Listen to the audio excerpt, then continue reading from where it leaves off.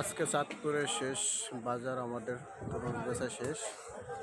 কিছুক্ষণ পরে রওনা দেব, চলে যাব ভোলাতে।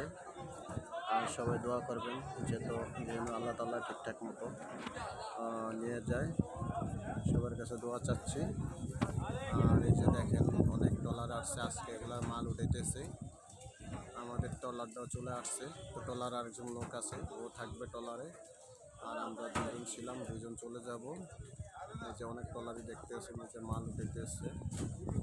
যে দিকে দিকে সবগুলোই তরমুজ, একবার হাঁটতেছিল তরমুজ খেয়ে। আর এই যে খালটা কিন্তু অনেক গভীর একটা খাল। খালে এত পরিমাণে পানি, মনে হয় সব মিলে 50 থেকে 60 হাত পানি হবে। এই যে কত বড় বড় ট্রলার আছে দেখতেছেন, আরও বড় বড় শিপে খাল দিয়ে যায়। আর যেগুলো হলো বালু, তারপর যে হলো সিমেন্ট, পাথর যায় এখান থেকে। যাচ্ছে হলো পাশে আরও